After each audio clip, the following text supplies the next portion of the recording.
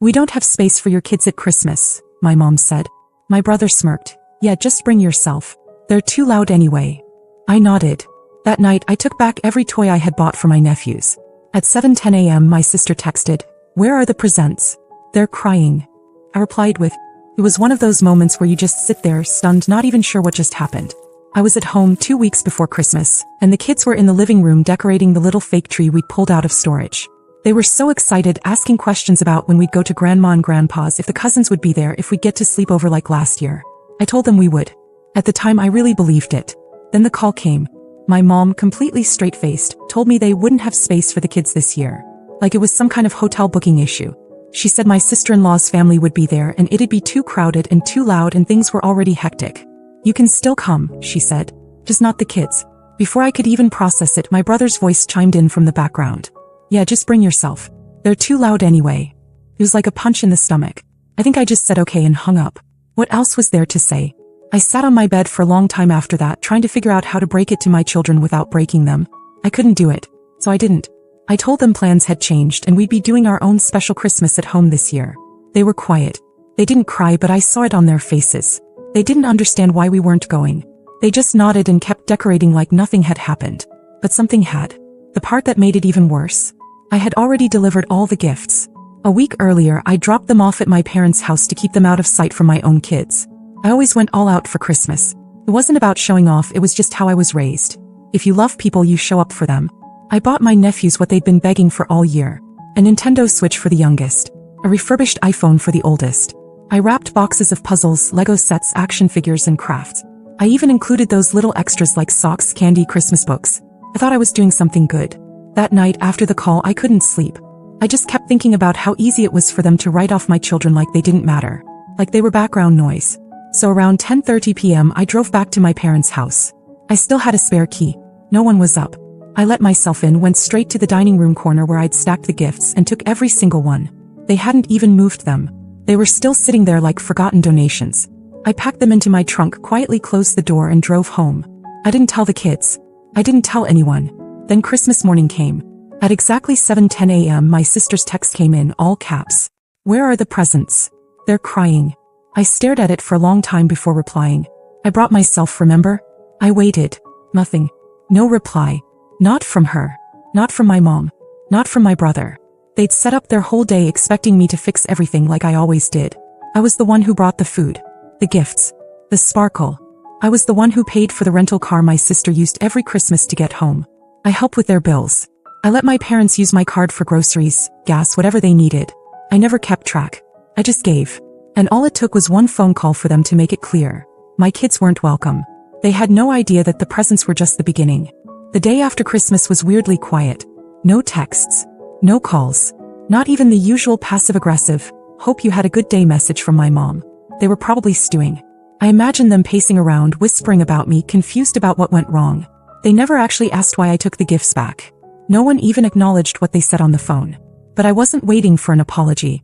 That morning, I logged into my banking app and removed my parents as authorized users on my secondary card. It had been a quiet thing I did a couple years back just to make their lives easier. Groceries, gas, small things here and there. They treated it like some unspoken entitlement. But now it was over. By noon my mom called. Not to say anything meaningful, just to say her card wasn't working and could I check on it. I told her it should be fine and ended the call. Later I texted my sister. "Did you still need help renting the car for New Year's?" She responded immediately. "Yes please, I was just about to ask." I replied, "Can't this year. Things are tight." She didn't answer after that. I knew she was pissed. He probably thought I was doing it out of spite. And honestly I was. But not out of pettiness, out of clarity. I wasn't going to be the one holding the net anymore while they all pretended they were flying. I went into the closet and pulled out all the gifts I had taken back. My kids never knew they were meant for someone else. I gave the console to my son and wrapped the Lego sets for my daughter's birthday, which was coming up in January. The iPhone I held on to. I was thinking of selling it, but I ended up donating it to a local women's shelter that helps teens who've aged out of foster care. It felt better than giving it to a kid who wouldn't even say thank you. Then the guilt campaign started. My aunt texted me randomly, asking if everything was okay between me and my mom. Then my cousin messaged me a screenshot of a Facebook post my sister had made, something vague about some people forgetting the meaning of family. I didn't respond to any of it. By New Year's Eve, my sister texted again. The boys keep asking why you hate them. I stared at the message for a long time. My nephews. They weren't part of the game. But it wasn't about hating them, it was about protecting mine. So I wrote back. I don't hate anyone. But you all forgot that my kids exist. Still nothing. The irony. My ex-husband, who lives 3 states away and has always been hit or miss, managed to send our kids a big package. Wrapped gifts. Thoughtful cards. He even included a handmade ornament with their initials. It arrived late, but it arrived. They were thrilled. Meanwhile, the people they saw every year gave them nothing. Not even a phone call. Not even a card. That was the moment I knew I wasn't going back. Not next year. Not ever. They were so used to me filling in every gap that they never noticed when I started taking things away. But they were about to. The fallout wasn't loud. That's what surprised me. No dramatic confrontations, no screaming matches. Just slow silence, like a fabric unraveling stitch by stitch. A few days into January, my mom finally called again. Her voice was normal. Too normal. She asked about the kids. Asked how our Christmas was. Like nothing had happened. Like she hadn't disinvited them. I answered politely. Kept it short. I didn't bring it up and neither did she. That was their favorite trick. Pretend the wound doesn't exist, then act confused when you start limping.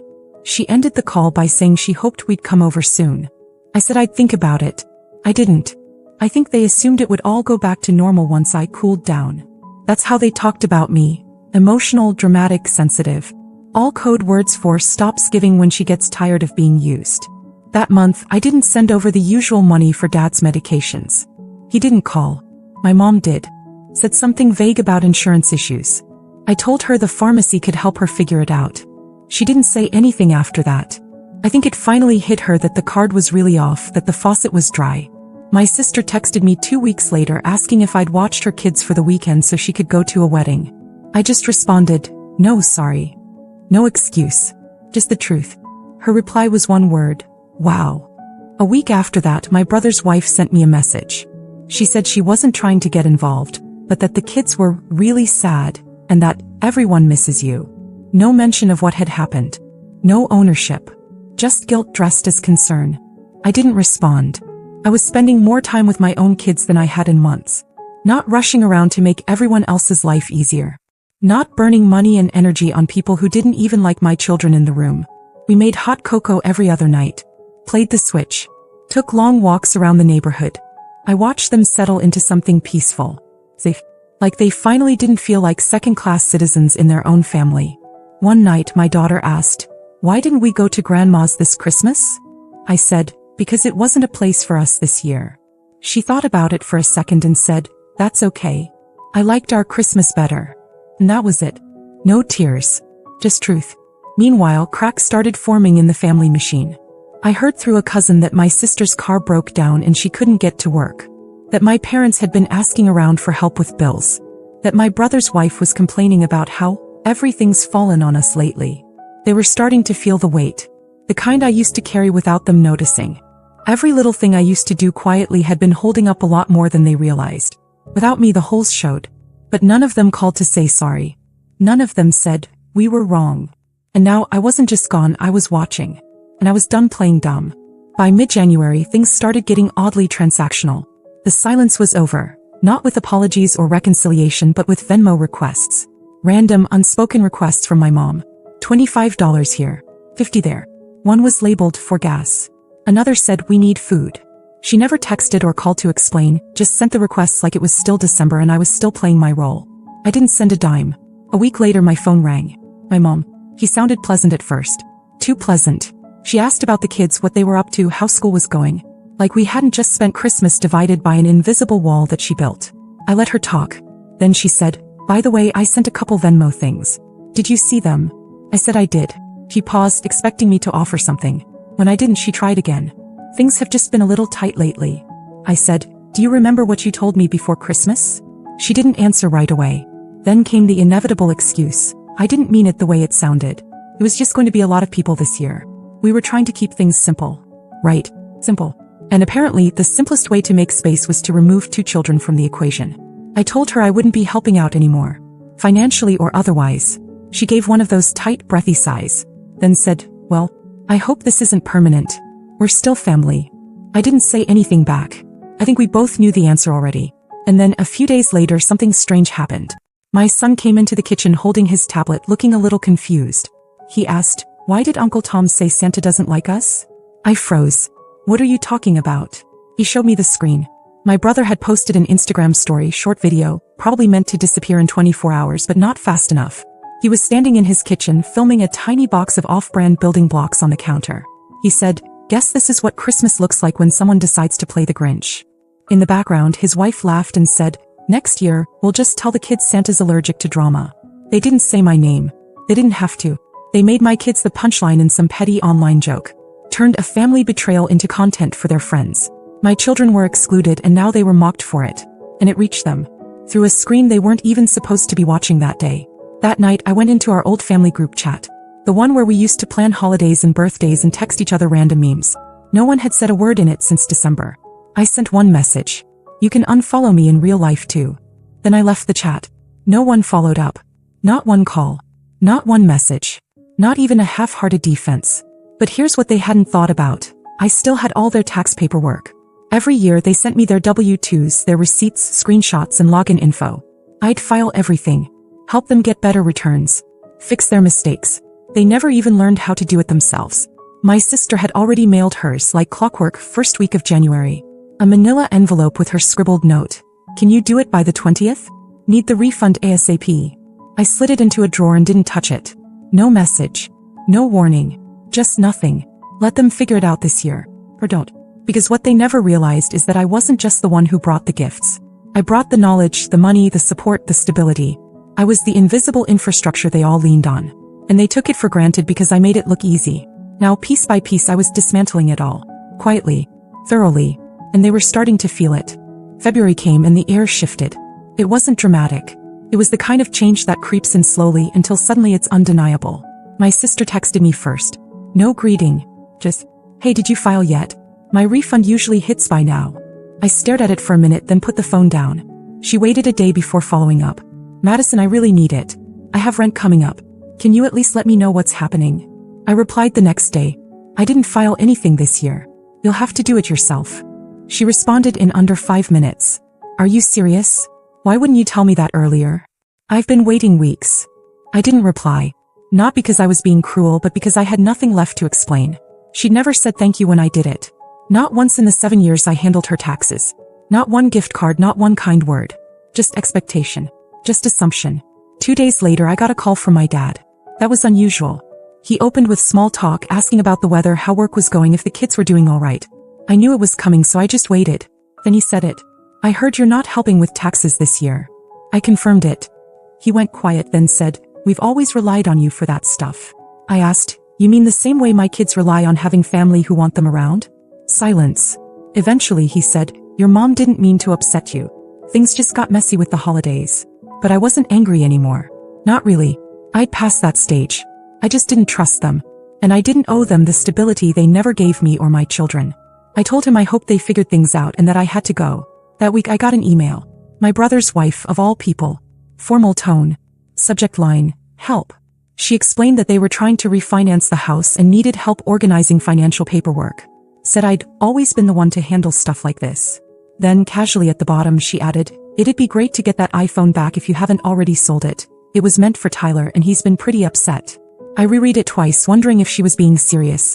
I didn't respond. They thought all of this was temporary. That I was just being emotional. That eventually I'd get over it, come back into the fold, pick up the slack again. But what they didn't realize was that I was watching them learn how to drown. My mother's friend, a woman I barely knew, messaged me a few days later. Said she'd heard there was drama, and hoped I wouldn't let a misunderstanding ruin things. That family is everything. I didn't even answer that one. But something strange happened near the end of the month. A package arrived for my kids. No return address. Just a stack of books, some candy, a card that said, "You are so loved." Inside there were $200 bills tucked between the pages. My son thought it was from my ex again, but I knew it wasn't. His gifts always came through Amazon. This one felt more personal. Maybe it was someone in the family finally realizing how far they'd pushed. Or maybe someone saw the way the tide had turned. My kids were okay. They were more than okay. They were thriving. Because for the first time, everything they were given came from someone who chose them. The people who used to ignore them were now struggling, scrambling, missing tax deadlines, losing access to money, asking for help in ways they never had to before. And all I did was stop giving. No warning. No fight. Just absence. And absence, it turns out, is louder than anything I ever could have said. By March I realized something strange. I hadn't cried once. Not when they excluded my kids. Not when I pulled the gifts out from under their tree. Not when they started unraveling one by one, trying to patch up the damage without ever acknowledging the cause. I hadn't cried because for the first time in years I didn't feel powerless. I felt free. One morning I got a text from my brother. "Hey, Mom's in the hospital. Nothing major. Blood pressure. Just thought you should know." That would have worked on me once. The vague guilt, the implication that if I didn't show up now I was the bad one. But even that felt different now. They weren't informing me out of concern. It was bait. I sent back, "Hope she's okay." That was it. 2 hours later my mom texted from her hospital bed. "Are you really going to let this family fall apart over Christmas?" I read it once and didn't answer. Because it wasn't about Christmas. It was about years of being the backup plan. The one who fixed things, funded things, figured everything out while my kids were treated like background noise. It wasn't one moment. It was 1,000 little ones. This time I just let them pile up until I had enough. Around the same time a letter came in the mail. Handwritten. I recognized the writing immediately. My sister. It was 2 pages long. She wrote about how hard things had been. How she missed the way things used to be. How the kids, her kids, kept asking when they'd see Aunt Madison again. She never mentioned what she said on the phone that night. Never mentioned that "they're too loud anyway" comment. Just said, "We were all stressed. I think we forgot how much you do for everyone." That part made me laugh. We forgot. Not we took it for granted. Not we treated you and your kids like an afterthought. Just forgot. I folded the letter and put it in the drawer with her tax documents. Still untouched. In April I booked a trip for me and the kids. Somewhere warm. Just the 3 of us. We stayed at a hotel, ordered room service, swam in a rooftop pool. I watched them laugh, truly laugh, not trying to win anyone's attention or compete with cousins or walk on eggshells. We video chatted with their dad while we were there.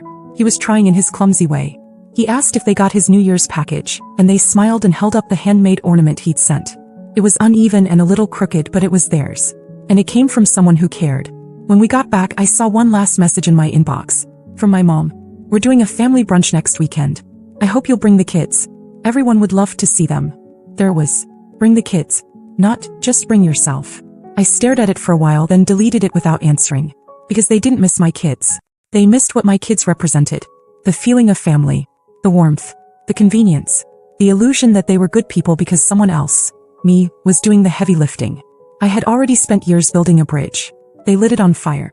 And now, even as they watched the smoke, they still hadn't learned how to build anything themselves. I wasn't angry anymore. Just done. The door didn't slam. It didn't even creak. It just closed. And stayed that way.